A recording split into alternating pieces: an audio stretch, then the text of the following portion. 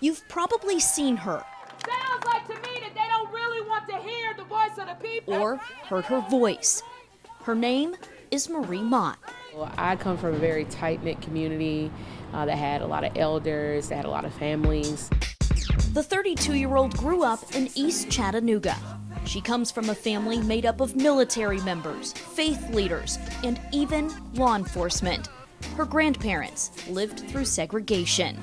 Community activism was something that we did through the church growing up, so doing it as an adult is not like anything new, it's just getting back to my roots. She works as a freelance graphic designer. Most people know Mott for her voice. Come on in here, family. Everybody, even the people who probably don't like me or don't agree with me, you're still family.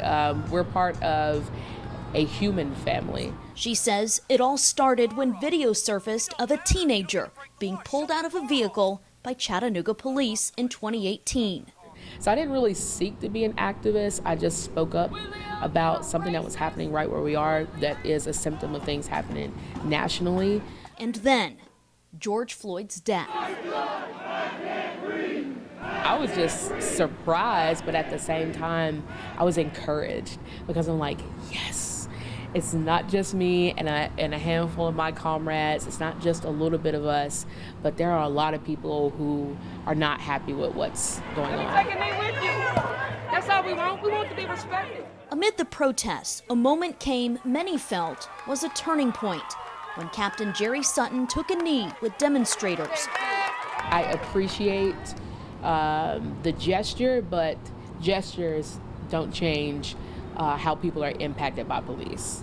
Do you think they're willing to listen? I think they've been listening for a long time. I think they're not willing to move beyond listening. In response to the protests, Chattanooga Police Chief David Roddy announced changes to department policy, now requiring officers to intervene if a fellow officer breaks the law. But Mott believes more can be done, like utilizing social services when responding to mental health calls. Police officers cannot be trained to be behavioral specialists or therapists. On Monday, Mayor Andy Burke announced the creation of the Office of Community Resilience, utilizing existing programs and $150,000 from the police department's budget. Mott says it's not enough. She would like to see leaders mirror changes made last year in Dallas, Texas. They have had, in just a year, tremendous benefits on lowering the amount of recidivism, the amount of people that get admitted into the hospital with behavioral episodes, just by having people who are actual city employees that respond to these calls. Mott says she will continue trying to convince council members until next week's final vote. Chattanooga, if we're going to be a progressive city as we claim to be, we got to do more than take a step. With hundreds turning out night after night calling for change, Mott and other activists had to figure out how and where to channel that energy.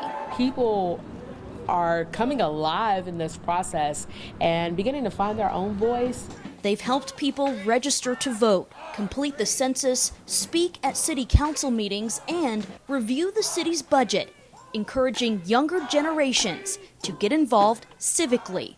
I'm so hopeful for the future, and I hope people are inspired. If we focus more on what we can agree on and what we don't, we can get so much done.